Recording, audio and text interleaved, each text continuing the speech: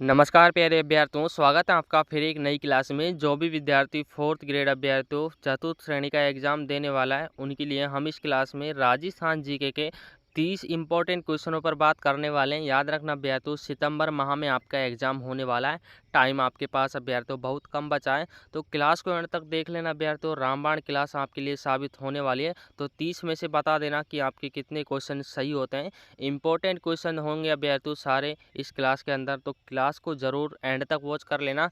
तो चलिए दोस्तों, बिना देरी के क्लास को स्टार्ट करते हैं। पहले प्रश्न की बात कर लेते हैं कि पहला प्रश्न आपसे क्या पूछा है कि कोटा में स्थित गार्डन ऑफ स्टोन्स किसके लिए प्रसिद्ध है अभ्यर्थियों। स्टार लगा के रखना। गार्डन ऑफ स्टोन्स आपको बताना है कि किस चीज़ के लिए प्रसिद्ध माने गए हैं। कोटा में अभ्यर्थियों ये भी याद रखना, चित्रकला, शिल्पकला, मूर्तिकला या आपके आपके उद्यान वास्तु अभ्यर्थियों। करेक्ट आंसर ऑप्शन सी हो जाता है, यानी कि कोटा में जो स्थित है वो आपका सी ऑप्शन मूर्तिकला के लिए अभ्यर्थियों इसको प्रसिद्ध माना गया है। सी ऑप्शन अभ्यर्थियों याद रखना, मूर्तिकला ऑप्शन अभ्यर्थियों सी आपका इसमें राइट आंसर हो जाता है।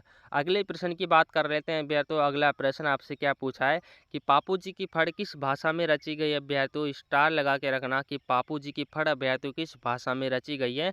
डिंगल भाषा, पिंगल, मारवाड़ी या अभ्यर्थियों आपके मेवाड़ी। तो करेक्ट आंसर की बात की जाए अभ्यर्थियों, ए ऑप्शन आपका इसमें करेक्ट आंसर हो जाता है, यानी कि आपकी जो पापू जी की फड़ है अभ्यर्थियों वो आपके डिंगल भाषा में उसकी रचना हुई है। ए ऑप्शन अभ्यर्थियों आपका इसमें राइट आंसर हो जाता है। अगले प्रश्न की बात कर लेते हैं अभ्यर्थियों। अगला प्रश्न आपसे क्या पूछा है कि राजस्थान की गरासिया नृत्य किस शैली की जाति से संबंधित है। तो कौन सी जाति से संबंधित अभ्यर्थियों गरासिया नृत्य, तो अभ्यर्थियों गरासिया गरासिया जाति से ही संबंधित होगा। ऑप्शन बी अभ्यर्थियों आपका इसमें बिल्कुल करेक्ट आंसर हो जाता है। अगले प्रश्न की बात कर लेते हैं अभ्यर्थियों। अगला प्रश्न आपसे क्या पूछा है कि पंछीड़ा गीत किस अवसर पर गाया जाता है। तो पंछीड़ा गीत अभ्यर्थियों किस अवसर पर गाया जाता है। दोस्तों लास्ट में ज़रूर बताना आपके कि 30 में से कितने क्वेश्चन सही होते हैं अभ्यर्थियों, क्योंकि सारे क्वेश्चन इंपॉर्टेंट होने वाले हैं। तो पंछीड़ा गीत की बात की जाए तो विवाह के अवसर पर अभ्यर्थियों इनको गाया जाता है। ये ऐसे क्वेश्चन अभ्यर्थियों जो राजस्थान लेवल के हर एग्जाम में पूछे जाते हैं। सारे क्वेश्चन अभ्यर्थियों सेलेक्टेड है जो किसी न किसी एग्जाम में अभ्यर्थियों आपसे पूछे गए हैं।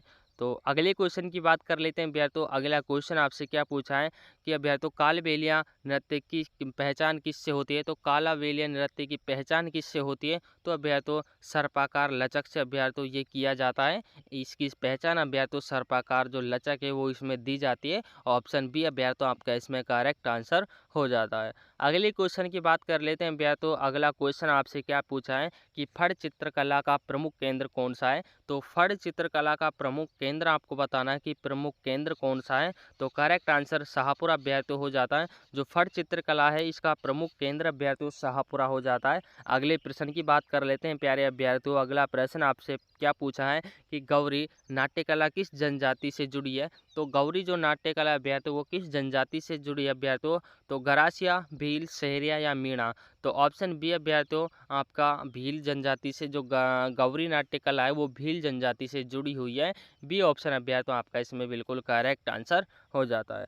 अगले प्रश्न की बात कर लेते हैं अभ्यर्थियों। अगला प्रश्न आपसे क्या पूछा है कि मांड गायन किसके लिए प्रसिद्ध है। तो मांड गायन किसके लिए प्रसिद्ध अभ्यर्थियों ये आपको बताना है। ऑप्शन बी अभ्यर्थियों श्रृंगार रस की प्रधानता इसमें होती है। जो मांड गायन अभ्यर्थियों वो आपकी श्रृंगार रस से प्रदान होती है। याद रखना अभ्यर्थियों जो आपका राजस्थान जीके का जो सबसे अधिक वेटेज फोर्थ क्लास में रहने वाला है, जो आपके चतुर्थ श्रेणी का एग्जाम अभ्यर्थियों इसमें सबसे अधिक वेटेज आपका राजस्थान जीके के रहने वाला है। और इसमें भी अभ्यर्थियों जो आपकी कला संस्कृति है वहाँ से अभ्यर्थियों आपसे सबसे ज़्यादा क्वेश्चन पूछे जाएंगे। तो याद रखना इस कला संस्कृति के ही इंपॉर्टेंट क्वेश्चन आपको इस क्लास में दिए जा रहे हैं। सारे क्वेश्चन अभ्यर्थियों इंपॉर्टेंट होने वाले हैं। अगला क्वेश्चन अभ्यर्थियों आपसे क्या पूछा है कि चंग का प्रयोग मुख्यतः किस त्यौहार पर किया जाता है। जो चंग अभ्यर्थियों इसका प्रयोग किस त्यौहार पर किया जाता है। बी ऑप्शन अभ्यर्थियों होली पर इसका जो प्रयोग अभ्यर्थियों वो होता है। ऑप्शन बी अभ्यर्थियों आपका इसमें बिल्कुल करेक्ट आंसर हो जाता है।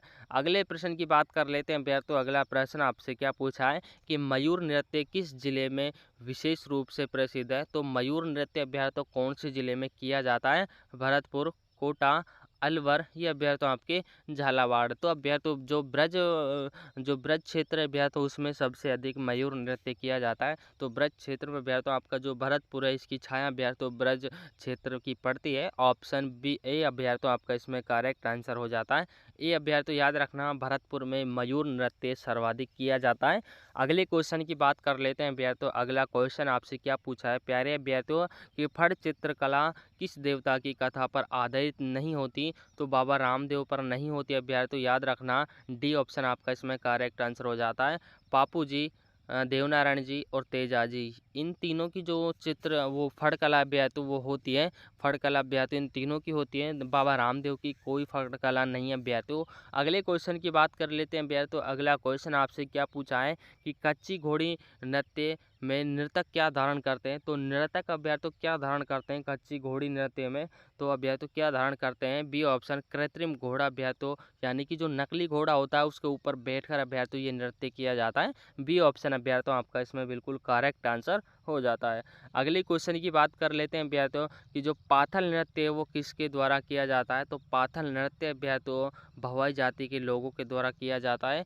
ए ऑप्शन अभ्यर्थियों आपका इसमें बिल्कुल करेक्ट आंसर हो जाता है। अगले क्वेश्चन की बात कर लेते हैं अभ्यर्थियों। अगला क्वेश्चन आपसे क्या पूछा है कि रूप बसंत किस प्रकार की कला है? तो रूप बसंत किस प्रकार की कला अभ्यर्थियों ये आपको बताना है। बी ऑप्शन अभ्यर्थियों आपका इसमें राइट आंसर हो जाता है, यानी कि लोक कथा अभ्यर्थियों इसका रूप है। ऑप्शन बी अभ्यर्थियों आपका इसमें राइट आंसर हो जाता है। अगला क्वेश्चन अभ्यर्थियों आपसे क्या पूछा है कि घूमर नृत्य की उत्पत्ति किस क्षेत्र से मानी जाती है? तो जो घूमर नृत्य अभ्यर्थियों उसकी उत्पत्ति मेवाड़ क्षेत्र से मानी जाती है, जिसमें सर्वाधिक मात्रा में मेवाड़ क्षेत्र में ये किया जाता है। ऑप्शन ए अभ्यर्थियों आपका इसमें बिल्कुल करेक्ट आंसर हो जाता है। अगले प्रश्न की बात कर लेते हैं अभ्यर्थियों कि बूंदी की चित्रकला में किसका प्रभाव अधिक है? तो बूंदी की जो चित्रकला है उसमें सबसे अधिक भाव अभ्यर्थियों मुगल राज्य का रहा है, मुगल शासक का रहा है अभ्यर्थियों सबसे अधिक प्रभाव। ए ऑप्शन अभ्यर्थियों आपका इसमें बिल्कुल करेक्ट आंसर हो जाता है। अगले प्रश्न की बात कर लेते हैं अभ्यर्थियों। अगला प्रश्न आपसे क्या पूछा है कि बावड़ी किस प्रकार की रचना है? तो आपको बताना है अभ्यर्थियों कि बावड़ी किस प्रकार की रचना है। ऑप्शन बी अभ्यर्थियों सीढ़ीदार कुआं के रूप में अभ्यर्थियों एक बावड़ी होती है, जिसमें अभ्यर्थियों सीढ़ियाँ उतरती है। एक कुआं होता है अभ्यर्थियों जिसके अंदर सीढ़ियाँ उतरती है, उसको बावड़ी कहते हैं। बी ऑप्शन अभ्यर्थियों आपके इसमें करेक्ट आंसर हो जाता है। अगला प्रश्न अभ्यर्थियों आपकी स्क्रीन के सामने कि सांझी कला किसके चित्रण की कला है? तो सांझी की जो कला है अभ्यर्थियों वो किसके चित्रण की कला है ये आपको बताने कि पुष्प और पत्तियां अभ्यर्थियों इसकी विशेषता है। जहाँ पर अभ्यर्थियों पुष्प और पत्तियां अभ्यर्थियों चित्रित की जाती है वो सांझी कला कहलाती है, याद रखना। बी ऑप्शन अभ्यर्थियों आपका इसमें बिल्कुल करेक्ट आंसर हो जाता है। अगले क्वेश्चन की बात कर लेते हैं अभ्यर्थियों। अगला प्रश्न आपसे क्या पूछा है कि भपंग किस प्रकार का वाद्य यंत्र है? तो भपंग आपको बताना है। तो करेक्ट आंसर ताल वाद्य यंत्र अभ्यर्थियों, ऑप्शन ए आपका इसमें करेक्ट आंसर हो जाता है प्यारे अभ्यर्थियों। ए ऑप्शन आपका इसमें राइट आंसर हो जाता है। अगले क्वेश्चन की बात कर लेते हैं अभ्यर्थियों। अगला प्रश्न आपसे क्या पूछा है कि सतरंगी पगड़ी किस क्षेत्र की पहचान है? तो जो सतरंगी पगड़ी है वो अभ्यर्थियों किस क्षेत्र की पहचान है? सी ऑप्शन अभ्यर्थियों शेखावाटी क्षेत्र में सर्वाधिक मात्रा में अभ्यर्थियों सतरंगी पगड़ी पहनी जाती है। ऑप्शन सी अभ्यर्थियों। अगले प्रश्न की बात कर लेते हैं। अगला प्रश्न आपसे क्या पूछा है कि रूप मंजरी किसकी रचना है? स्टार लगा के रखना अभ्यर्थियों कि रूप मंजरी किसकी रचना है, क्योंकि रचनाओं से आपसे 1 से 2 क्वेश्चन 100% पूछे जाने वाले हैं अभ्यर्थियों। तो रूप मंजरी अभ्यर्थियों सूर्यमल मिश्रण की रचना है। ऑप्शन बी अभ्यर्थियों आपका इसमें बिल्कुल करेक्ट आंसर हो जाता है।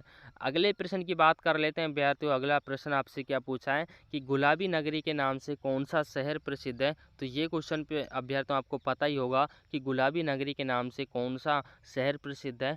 सिंपल क्वेश्चन है अभ्यर्थियों, बीकानेर, जयपुर, जोधपुर या अभ्यर्थियों आपके उदयपुर। तो जो जयपुर शहर है अभ्यर्थियों वो गुलाबी नगरी के नाम से जाना जाता है।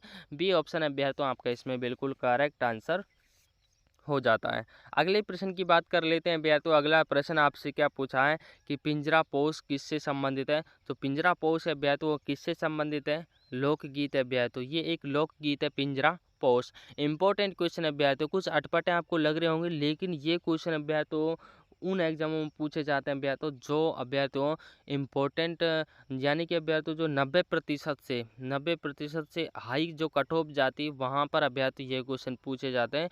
हर एग्जाम में अभ्यर्थियों को किसी न किसी एग्जाम में ये क्वेश्चन पूछे गए हैं, इसलिए अभ्यर्थियों आपको ये क्लास दी जा रही है इंपॉर्टेंट क्वेश्चनों के साथ। अभ्यर्थियों अगला क्वेश्चन आपसे क्या पूछा है, याद रखना कि भवाई नृत्य में स्त्रियां सिर पर क्या संतुलित करती हैं। तो भवाई नृत्य में क्या अभ्यर्थियों सिर पर मिट्टी के घड़े रखती हैं और अभ्यर्थियों भवाई नृत्य करती हैं। याद रखना मिट्टी के घड़े रखकर भवाई नृत्य किया जाता है। सी ऑप्शन अभ्यर्थियों आपका इसमें बिल्कुल करेक्ट आंसर हो जाता है। अगले प्रश्न की बात कर लेते हैं अभ्यर्थियों। अगला प्रश्न आपसे क्या पूछा है कि रामदेवरा मेला कहाँ लगता है।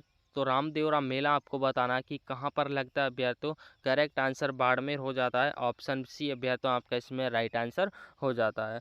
अगले क्वेश्चन की बात कर लेते हैं अभ्यर्थियों कि बांडी नदी, जो बांडी नदी अभ्यर्थियों, बांडी नदी, ये थोड़ा मिसप्रिंट हो गया, बांडी नदी किस जिले में बहती है। तो बांडी नदी अभ्यर्थियों बूंदी जिले में बहती है। ऑप्शन बी अभ्यर्थियों आपका इसमें बिल्कुल करेक्ट आंसर हो जाता है। तो दोस्तों क्लास को यहीं पर स्टॉप करते हैं। 30 क्वेश्चनों में से बताना कि आपके कितने क्वेश्चन सही हुए हैं और एक कमेंट आपको अभ्यर्थियों ज़रूर करना है कि आप क्लास को कहाँ से देख रहे हो, कौन से ज़िले से देख रहे हो। बस इतना कर देना अभ्यर्थियों, इतनी मेहनत आपके लिए करते हैं। एक कमेंट छाप देना कमेंट बॉक्स में कि आप क्लास को कहाँ से देख रहे हो और आपके कितने क्वेश्चन सही हुए हैं।